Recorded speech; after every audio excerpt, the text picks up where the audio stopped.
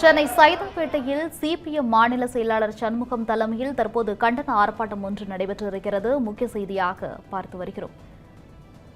மத்திய அரசும் தாவிக அரசும் இணைந்து செயல்படுகிறதா என்ற சந்தேகம் எழுகிறது என்று சிபிஎம் சண்முகம் தற்போது அந்த கண்டனத்தில் தெரிவித்திருக்கிறார்.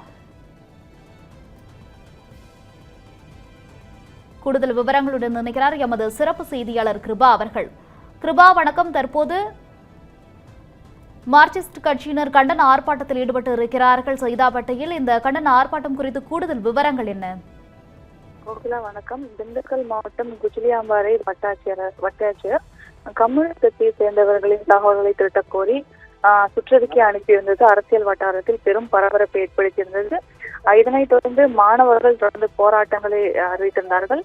மாணவர்களின் போராட்டத்தை ஒதுக்கும் விதமாகவும் அறிவிப்பு வெளியானது கடும் எதிர்ப்புகளை கிடைத்திருந்தது. அதன் பின்னர் இந்த 2 அறிவிப்புகளுமே திரும்ப பெறப்பட்டது.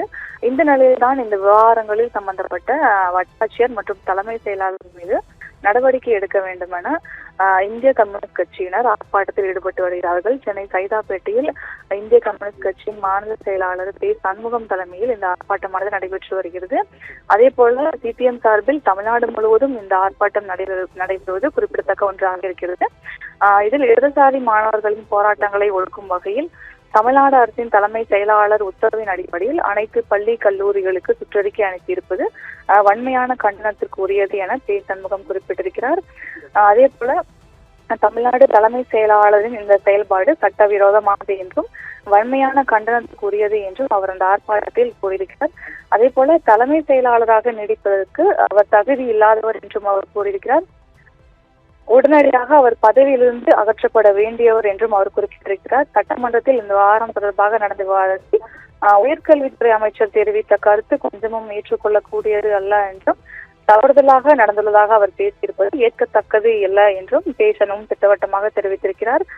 தொடர்ந்து தலைமை செயலாளரை பதவி நீக்கம் செய்ய வேண்டும் என இந்திய கம்யூனிஸ்ட் சார்பில் மார்க்சிஸ்ட் கம்யூனிஸ்ட் சார்பில் இந்த போராட்டம் நடைபெற்று வருவது குறிப்பிடத்தக்க ஒன்றாக இருக்கிறது.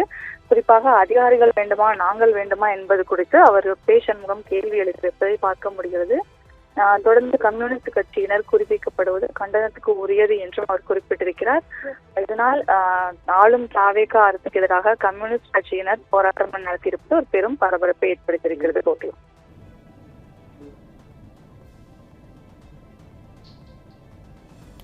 தகவல்களுக்கு நன்றி கிருபா.